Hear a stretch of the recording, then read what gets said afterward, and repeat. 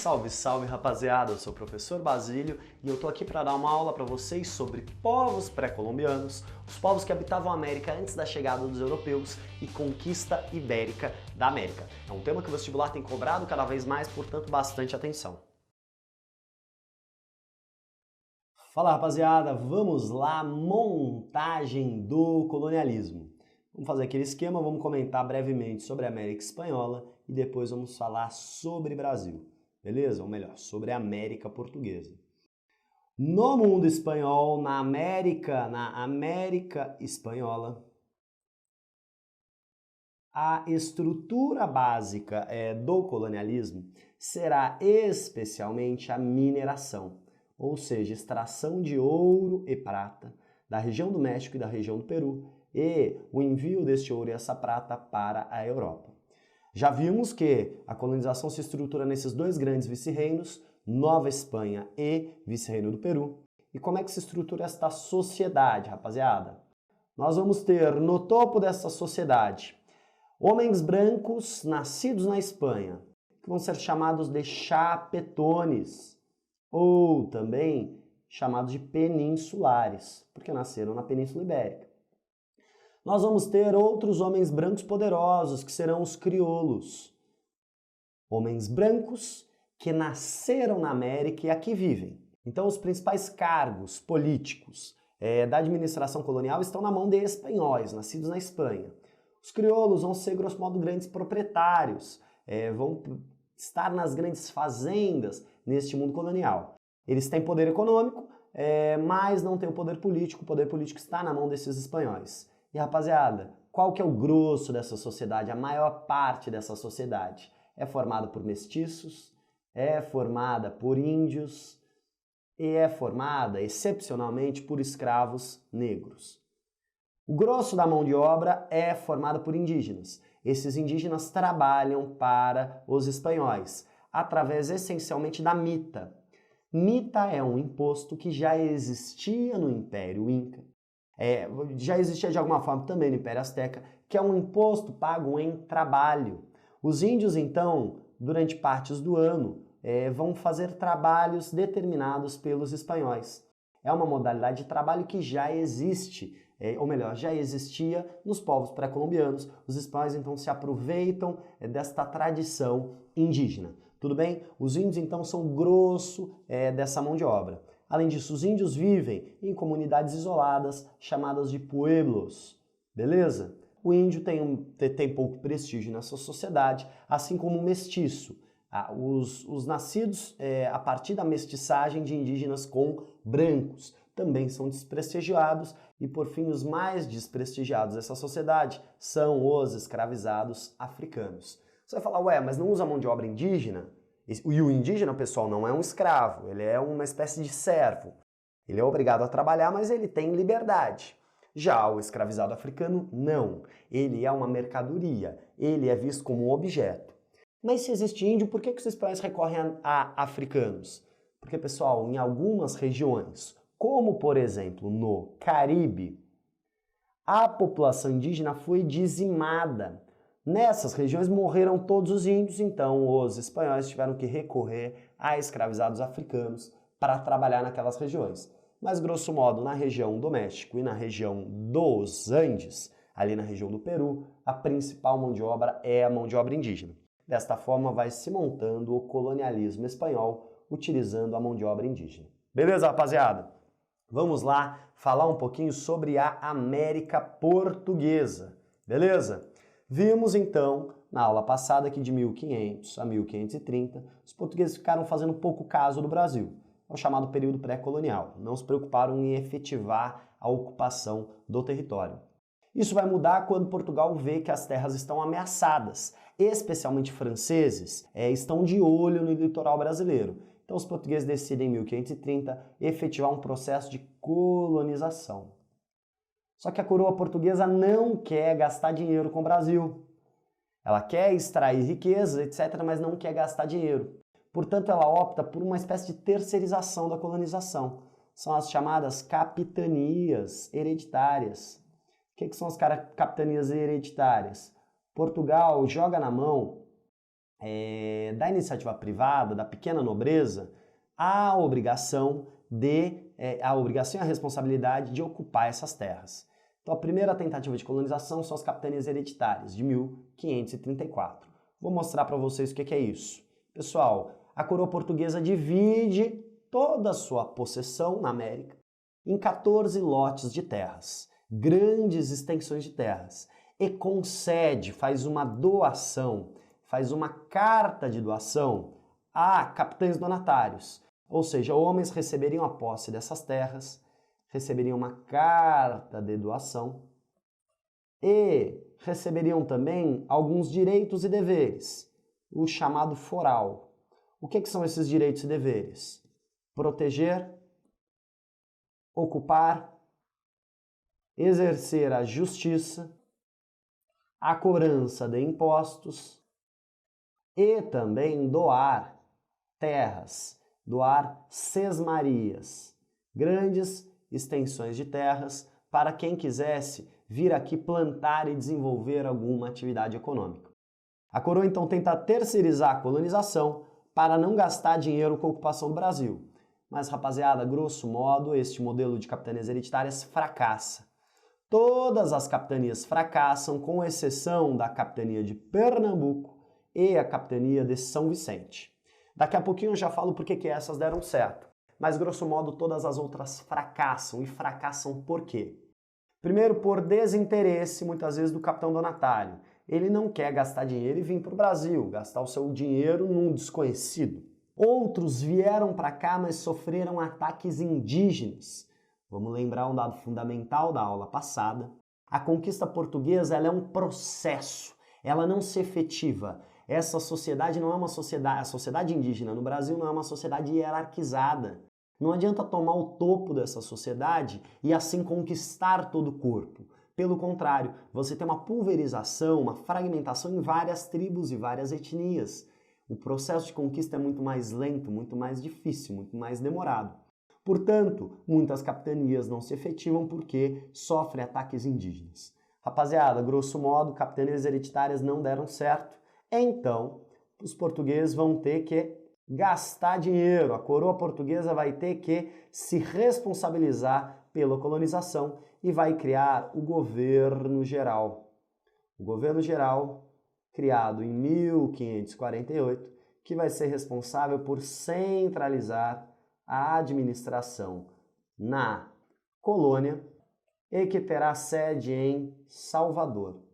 A partir dali, terá alguém que vai governar o Brasil em nome da coroa portuguesa e será responsável pela proteção, pela justiça e pelos impostos. Haverá um representante da coroa portuguesa em Salvador, responsável por proteger a ocupação portuguesa do Brasil.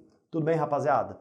Vamos então entender por que é que somente essas duas capitanias, a capitania de Pernambuco e a capitania de São Vicente, dão certo. Dão certo essencialmente por causa do açúcar. É que a ocupação de Pernambuco e São Vicente dá certo. E pessoal, o que é o açúcar? O açúcar é um produto muito valorizado na Europa. Para vocês terem noção, o açúcar era tão raro, mas tão raro na Europa, que muitas pessoas deixavam açúcar como testamento. Deixavam açúcar para os seus herdeiros. Era algo caríssimo e valiosíssimo. Os portugueses já tentaram plantar açúcar no litoral da África, naquelas feitorias, durante o périplo africano do século XV. Mas vai ser especialmente no Brasil que a cultura açucareira, que a produção açucareira vai vingar. Rapaziada, então o açúcar tem o objetivo de abastecer o mercado europeu. Só que o açúcar é um produto muito caro, não só para você vender, mas é caro para você produzir.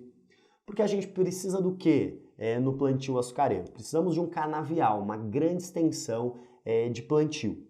Além disso, precisamos de toda uma engenhoca, uma série de máquinas. Máquinas para moer a cana, máquinas para purgar o açúcar, para você ferver o açúcar e conseguir extrair ali daquele melaço, extrair de fato o açúcar. Então você não tem apenas que plantar, mas você tem que montar um verdadeiro engenho. O engenho é um conjunto ali de máquinas, é um maquinário para que você consiga produzir o açúcar. E rapaziada, isso é muito caro. Os portugueses vão recorrer a uma região, vão pedir dinheiro para grandes comerciantes da Europa, que estão na região da Holanda. Então, ó, isso daqui é importante para nós. Na produção açucareira existe dinheiro holandês. Os holandeses fazem empréstimos aos portugueses para a montagem dos engenhos açucareiros. Beleza? Duas regiões, então, vão plantar açúcar. Já vimos, Pernambuco e São Vicente. Mas o que vai dar certo mesmo, o açúcar vai dar certo mesmo em Pernambuco. Por quê? Vamos olhar para o mapa aqui. São Vicente está muito longe de Portugal. Os custos com o transporte vão acabar não tornando viável economicamente o açúcar em São Vicente. Então a capitania de São Vicente dá certo, mas ela vai entrar em declínio rapidamente. E somente Pernambuco é que vai vingar economicamente. Beleza? Vamos falar de São Vicente daqui a pouco, porque vai ser graças a São Vicente que nós teremos a formação dos bandeirantes, a formação da cidade de São Paulo. Então isso será importante para nós. Mas no momento vamos falar especialmente sobre Pernambuco. Rapaziada, por que então que o açúcar dá certo em Pernambuco e efetiva colonização portuguesa naquela região? Porque você tem um solo fértil, você tem um clima favorável, você tem terras em abundância, tudo bem? E além disso, Pernambuco está próxima à metrópole. O Nordeste brasileiro é a região mais próxima de Portugal. E rapaziada, vai ser graças ao açúcar em Pernambuco que você vai estruturar a colonização. E vamos lá, a colonização portuguesa no Brasil é baseada nesta palavrinha aqui, neste conceito chamado de plantation.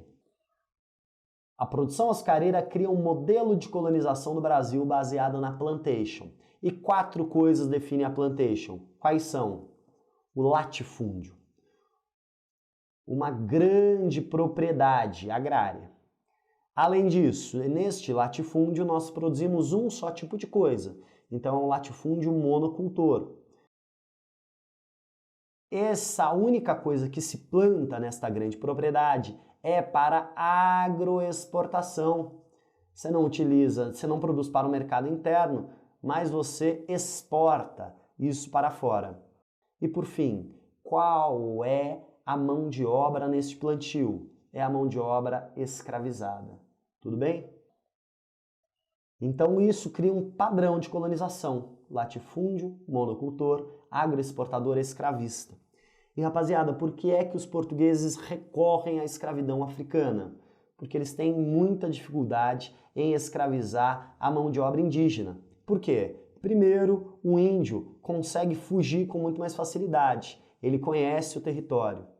Em segundo lugar, o índio não está acostumado ao trabalho regular.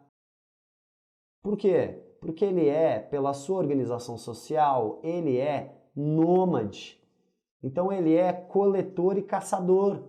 Ele caça animais e colhe frutos. Ele não está acostumado à agricultura. Por isso, os portugueses vão recorrer o quê? À escravidão africana. Beleza? A escravidão africana vai ser marcante, então, na ocupação portuguesa da América. E além disso, pessoal, vou puxar uma setinha aqui só para comentar isso com vocês. Além disso, o escravizado africano, ele é uma mercadoria. Se ele é uma mercadoria, ele gera recursos e dinheiro e impostos para a coroa portuguesa. Por isso, para a coroa portuguesa, a escravidão africana é muito interessante. Beleza, rapaziada? O que será a sociedade que nascerá deste mundo do açúcar? É importante termos isso porque será um padrão de sociedade, um padrão de socialização. Este mundo do açúcar vai estar estruturado em 2 grandes grupos, em 2 grandes moradias. A casa grande, a residência dos senhores de engenho, dos senhores de escravos. Esta casa grande que terá como polo oposto a senzala, ou seja, a região, a moradia dessa comunidade de escravos, e a senzala, a moradia dos escravos, é que é responsável por absolutamente tudo neste mundo. Os escravizados são as mãos e os pés do senhor de engenho. Eles fazem absolutamente tudo. Eles trabalham no canavial, eles produzem ali, fazem todo o processo de produção do açúcar. Eles lavam, passam, cozinham. Muitas escravas satisfazem sexualmente os desejos e as taras de toda a natureza dos senhores de engenho.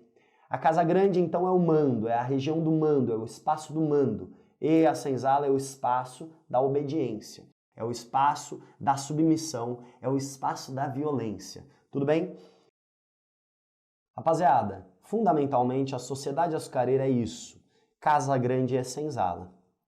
Nós teremos também um grupo que vão ser chamados de livre pobres. Então é uma população que não é rica o suficiente para montar um engenho. Então são pequenos agricultores que muitas vezes plantam cana-de-açúcar, mas não têm um engenho, então tem que recorrer ao senhor. São, pessoal, artesãos. São pessoas que são pobres, mas que estão na órbita de influência da Casa Grande da Senzala. É na Casa Grande da Senzala que a grande atividade econômica ela é exercida. Esses livres pobres, eles são dependentes do senhor de engenho. Tudo bem? Eles, a condição de vida, a condição econômica deles os aproxima muito mais dos escravos. Eles são pobres, eles estão subordinados ao senhor de engenho, só que o fato deles serem livres os aproxima muito mais do senhor do que do escravo. Tudo bem? Então os livres pobres vão ser agregados deste engenho, agregados desta Casa Grande. Beleza? Isso cria um padrão de sociedade, um padrão societário, em que essa sociedade ela é absolutamente desigual, e desigual em termos de cor da pele e em termos de poder econômico. Beleza? Então a grande distinção é a distinção de cor e a distinção do poder econômico. Além disso, este mundo é um mundo patriarcal. É um mundo em que o chefe de família, o senhor de engenho, é a autoridade absoluta. Quem manda neste mundo é o homem da casa, certo? Até as próprias leis da coroa portuguesa têm dificuldade de chegar nesse mundo. Esse mundo é um mundo essencialmente rural, é um mundo de grandes propriedades, é um mundo em que as coisas estão muito afastadas. Então este homem, este pai de família, este senhor de engenho é a autoridade absoluta. Tudo bem? Outra característica é o patrimonialismo. Neste mundo não existe clara distinção entre o que é público e o que é privado. Este é um mundo em que as leis não são seguidas à risca. Este é um mundo em que o senhor privilegia os seus aliados e a lei, na verdade, só vai ser exercida contra os inimigos e os adversários deste senhor. Tudo bem? Este senhor é a grande autoridade na colônia. Este senhor é um senhor da economia, é um senhor da política, é um senhor dos corpos, é um senhor de toda a sociedade. Se alguém precisa de alguma coisa, se alguém tem alguma necessidade, se um livre pobre precisa de auxílio, ele não vai buscar o representante da coroa portuguesa. Ele não vai buscar qualquer outra autoridade que não seja o senhor de engenho. O senhor de engenho, então, se coloca como uma grande autoridade neste mundo colonial. Cria um padrão de sociedade, o latifundiário escravista, que tem autoridade sobre todos os corpos e sobre toda esta sociedade. Tudo bem? Assim cria-se um padrão de sociedade, um padrão de organização social. Rapaziada, e os escravizados africanos, eles aceitaram a escravidão? Rapaziada, é claro que não. Eles não aceitam a escravidão e, pelo contrário, eles resistem duramente à escravidão. Então, resistência à escravidão africana. Mas por que a resistência desses escravos africanos ela é muito mais difícil do que a resistência dos indígenas? Por uma razão óbvia. Os africanos, quando vêm para cá, desconhecem o território. Eles têm muito mais dificuldade de fuga do que as populações indígenas. E além disso, um dado importante, quando a gente fala de África, a gente fala de uma região única, É claro que não. A gente fala de uma infinidade de tribos, uma infinidade de povos, uma infinidade de reinos, uma infinidade de línguas. Não existe unidade africana. Os portugueses percebem isso e quando eles trazem africanos para a sua senzala, eles buscam comprar escravizados de diferentes regiões.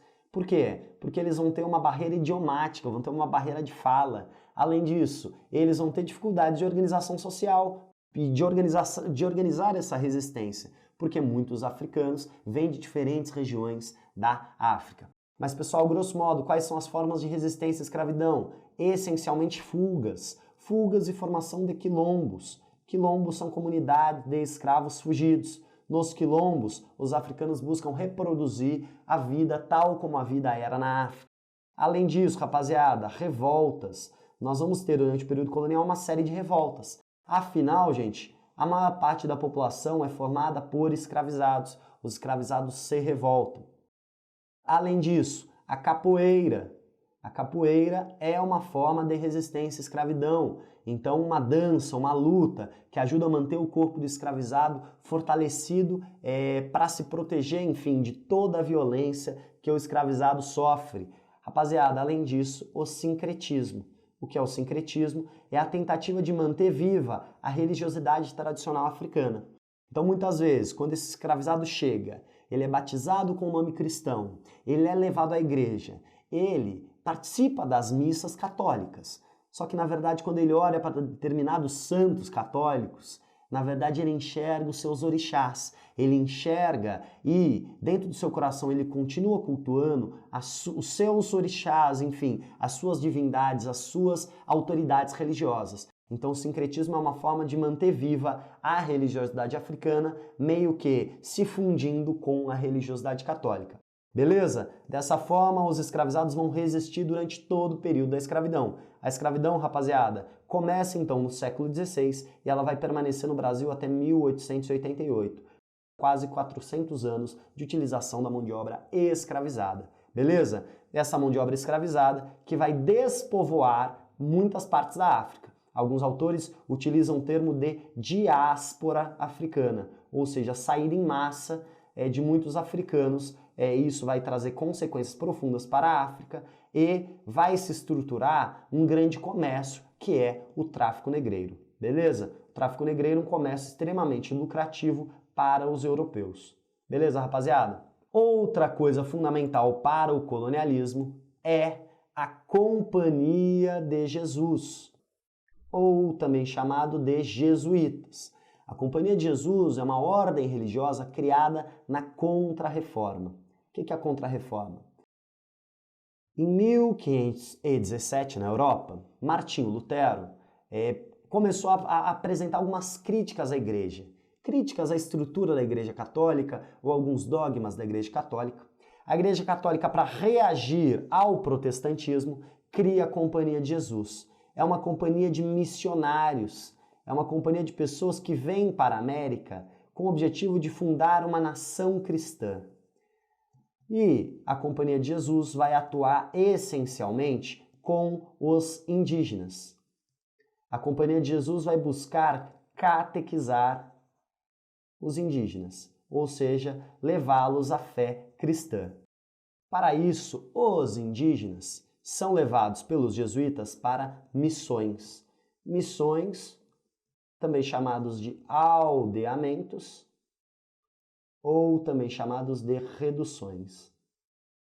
Nessas regiões, os jesuítas buscam aculturar os indígenas. O que significa aculturar? Progressivamente, fazer com que os indígenas abandonem a sua cultura tradicional e abracem a cultura e a religiosidade cristã. Os jesuítas fazem isso, utilizam também o trabalho indígena. Eles estão... Por que o nome reduções, pessoal? Porque se o índio estava acostumado ao constante deslocamento, na redução ele vai ter uma limitação de tempo e espaço. Ele vai estar restrito a um determinado território e, além disso, nesse território ele vai ter hora para acordar, hora para trabalhar, hora para levantar. Ele está sofrendo esse processo de aculturação, mas ele não é um escravo, tudo bem? Vamos ver daqui a pouquinho. Os bandeirantes, sim, vão tentar escravizar os indígenas, Os jesuítas estão tentando de alguma forma proteger os indígenas da escravização.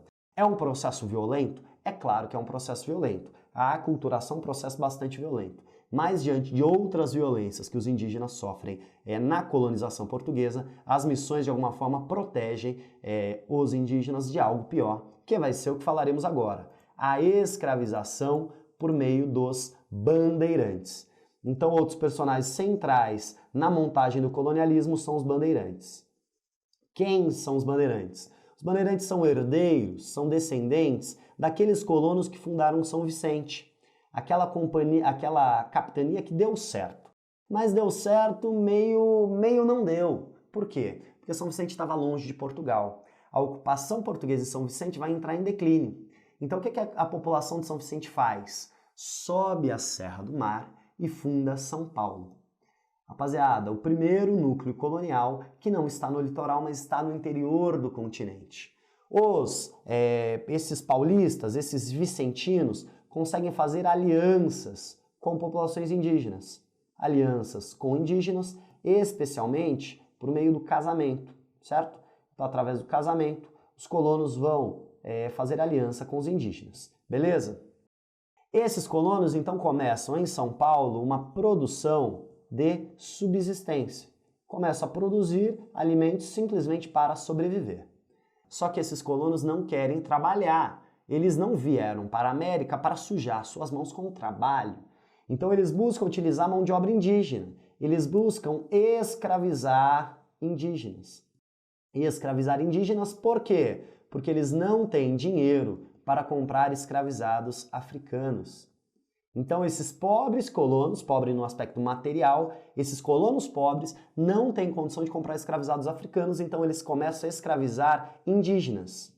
Você vai falar, ué, mas eles não tinham feito aliança com indígenas? Sim, pessoal, mas vamos pensar que não existe povos indígenas, existe uma infinidade de tribos, uma infinidade de grupos. Então os portugueses fazem aliança com os tupiniquins.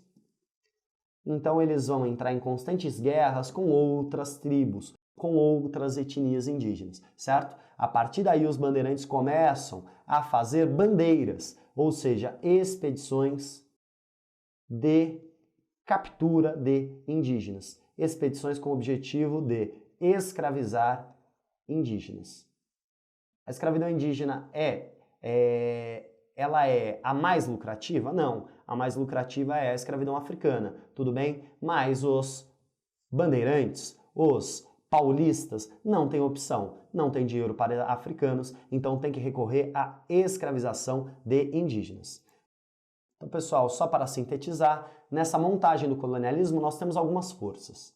A coroa, que quer rendimentos e quer proteção do território. Além disso, nós temos os colonos do Nordeste, ricos colonos do Nordeste que plantam açúcar. Nós vamos ter, nessa sociedade açucareira, nós teremos a escravidão africana, certo? Naquela relação ali Casagrande-Senzala.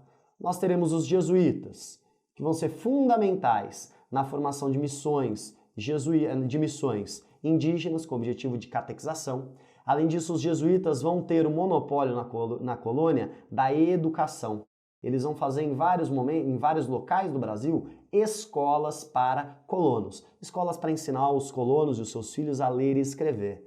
Além disso, nós teremos os bandeirantes, esses colonos pobres de São Paulo que utilizam a mão de obra escravizada dos indígenas. Muitas vezes, jesuítas e bandeirantes irão brigar entre si. E por fim, nós temos as populações indígenas. Rapaziada, são todas essas forças em constante tensão e em constante conflito. Assim, pouco a pouco, vai se montando o colonialismo português no Brasil. Tudo bem? Rapaziada, é isso. Bom estudo. Forte abraço. Fala, rapaziada. Espero que vocês tenham gostado dessa aula e prestado bastante atenção. Percebemos como que, primeiro, não existe unidade entre os povos indígenas. Pelo contrário, é uma multiplicidade e pluralidade de vários povos, beleza? Podemos englobá-los em duas grandes categorias. Povos nômades, que vivem em deslocamento constante, coletores e caçadores e sem uma grande hierarquia social, e povos sedentários, povos com hierarquia social, com domínio da agricultura e formação ali de grandes e complexas civilizações. Tudo bem? Os espanhóis vão chegar e ter contato diretamente com esses povos e vão efetuar a conquista. Como é que 600 espanhóis conquistam o império como o Império Azteca? Através das divisões internas. A conquista espanhola é uma guerra civil indígena. E depois os espanhóis conseguem dominar esses grupos, especialmente pelas doenças. As doenças geram uma grande mortalidade entre as populações indígenas, tudo bem? Diferente do que vai acontecer na América Portuguesa. Quando os portugueses chegam, esses indígenas não estão organizados em uma sociedade hierarquizada. Os portugueses então vão estabelecendo relações com essas populações indígenas, mas não existe nada de muito valioso. Logo, os portugueses chegam aqui em 1500, não tem ouro e prata e também não tem especiarias. Os portugueses estão no rico comércio com as Índias, portanto ficam 30 anos fazendo um pouco caso do Brasil, não colonizando de fato o Brasil, certo? Então fazem algumas dessas expedições de reconhecimento e extrativismo do pau-brasil. Os portugueses vão colonizar de fato quando percebem que vão perder a posse da terra. Mas esse vai ser um assunto já para a próxima aula. Pessoal, um bom estudo e forte abraço!